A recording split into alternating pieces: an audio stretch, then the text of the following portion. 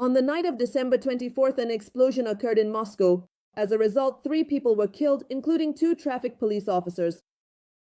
According to reports from Rospubliks, before the explosion, a man ran up to the law enforcement officer's car and threw a bag containing an unidentified device inside. Another unexploded improvised explosive device was found near the site of the explosion. The investigative committee has a different version of what happened. According to the investigation, on the night of December 23rd to 24th, on Yeletskaya Street in Moscow, 2 traffic police officers noticed a suspicious person near a police service vehicle. When they approached to detain him, an explosive device was detonated. As a result of the injuries sustained, 2 police officers and the individual who was near them were killed.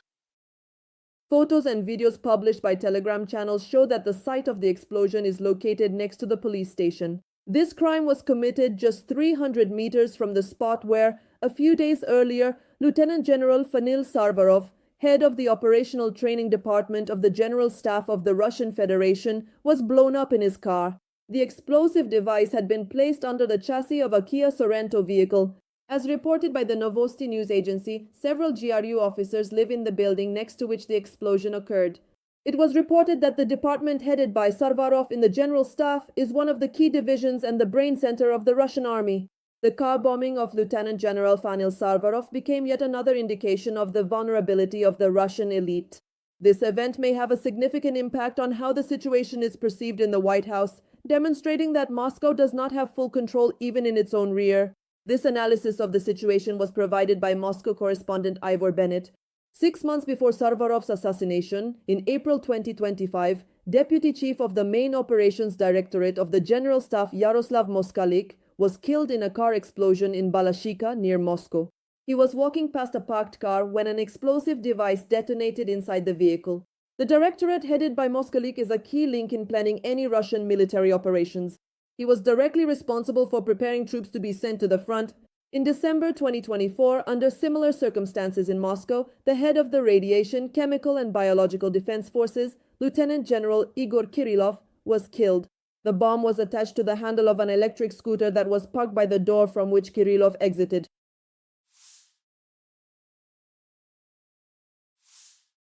A Russian prisoner of war defended a position together with the soldiers for 2.5 months. Of the 93rd Separate Mechanized Brigade, Kolodny Yar in the Konstantinovka direction, Daniil Sikyo, a serviceman of the 242nd Motorized Rifle Regiment of the Armed Forces of the Russian Federation from the Volgograd region. Before that, he served in Armenia and later ended up on trial for fighting with an officer. To avoid a sentence, he agreed to go to war against Ukraine.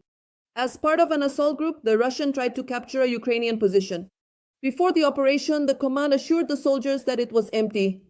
We were told that there was no one there. We were told that we would come to the position and just sit there. The attack ended in failure. Daniil Sychev was wounded. The other occupiers were killed, after which he decided to surrender. After being captured, the Russian soldier remained at the Ukrainian military position for almost 2.5 months. I was there 60-something days, almost 2.5 months. In that time, he helped build fortifications, did various chores, and according to the soldiers, even took part in the defense. Sychev himself explained that he agreed to stay with the Ukrainian fighters because he knew about the order from the Russian command, not to take prisoners. According to him, in the event of an assault, Russian troops could have killed him along with the defenders of the positions. They wouldn't bother figuring out who's friend and who's foe. We don't really take prisoners. There's an order like not to take prisoners. This isn't the first such case. Earlier, a citizen of Uzbekistan who was tricked into signing a contract with the Russian army was also taken prisoner. Subsequently, he switched to the Ukrainian side and is now fighting as part of the Siberian battalion.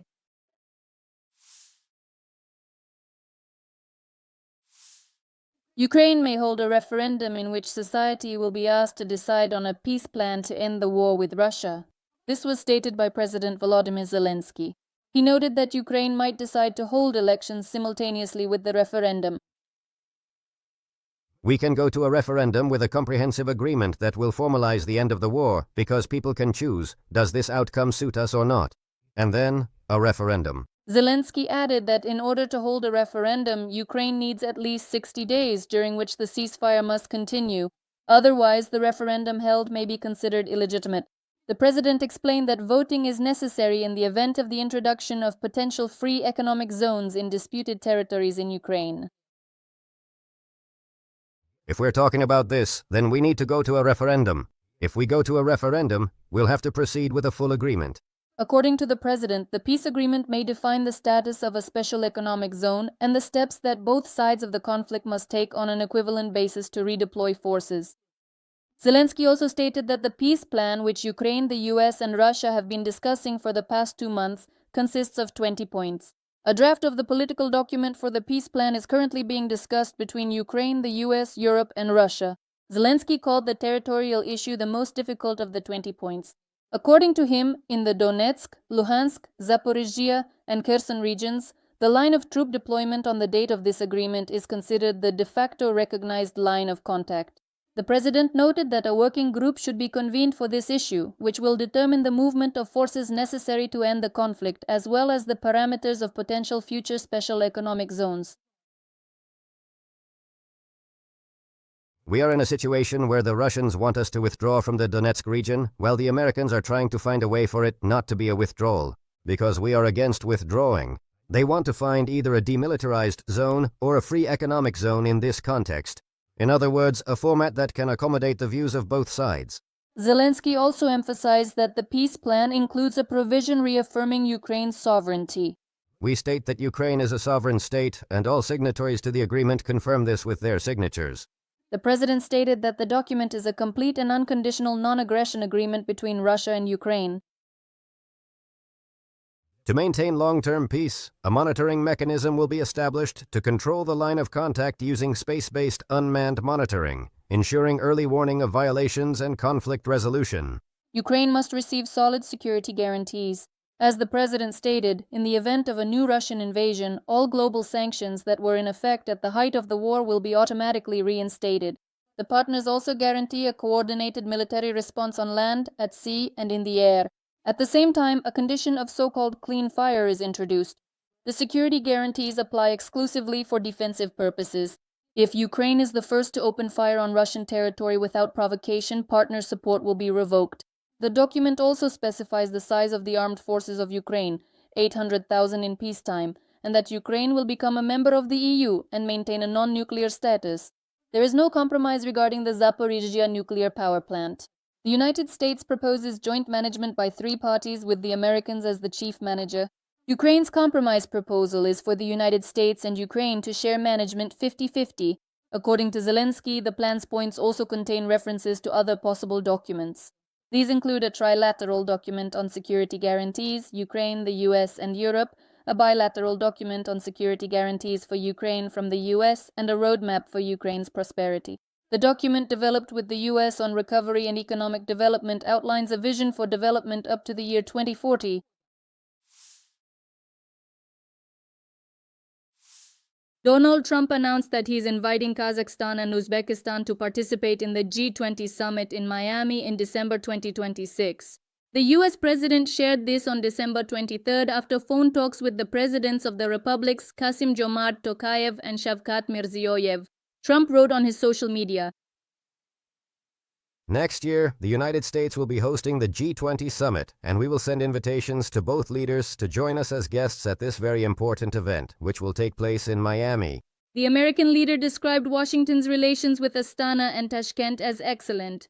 According to information published on the X platform by the press office of the president of Kazakhstan, a significant part of the conversation between Tokayev and Trump was devoted to the war in Ukraine. During the discussion, there was a substantive exchange of views on the bilateral agenda and key international issues, particularly the situation in Ukraine. Kassym-Jomart Tokayev noted the complexity of resolving the Ukrainian conflict, emphasizing that the territorial issue remains central and requires compromises from all sides, taking into account the realities on the ground. Astana's statement about the conversation on December 23rd said that Tokayev acknowledged the outstanding leadership qualities of the American president and invited him to Kazakhstan for a state visit. In November, Donald Trump invited the leaders of Kazakhstan, Kyrgyzstan, Tajikistan, Turkmenistan, and Uzbekistan to the White House and organized the Central Asia Summit. At that time, Tokayev called Trump a great statesman sent by the heavens to restore common sense and traditions to U.S. politics. traditions, he said, that we all share. Belarusian President Alexander Lukashenko is also in the focus of the United States.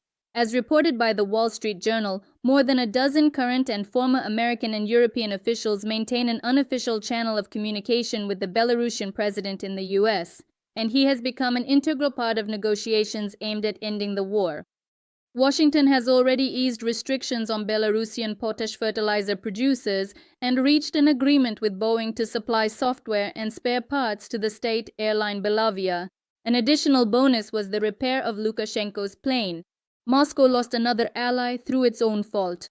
Azerbaijani President Ilham Aliyev refused to go to Russia after Putin failed to fulfill his promises. Aliyev skipped the CIS leaders' summit in St. Petersburg, citing a busy schedule. This came as a surprise to the Kremlin. Just 2.5 months ago, Vladimir Putin and Ilham Aliyev said that the crisis in their relations had been overcome. At that same meeting, the Russian leader promised to punish those responsible for the crash of the Azal plane last December and to pay compensation to the victims. But in the end, Moscow did neither. Baku no longer believes Moscow's promises, the Azerbaijani press wrote. The decision of Azerbaijani President Ilham Aliyev not to participate in the informal CIS summit in St. Petersburg became a political move that the expert community unequivocally links to the Kremlin's failure regarding the crash of the Azal civilian plane.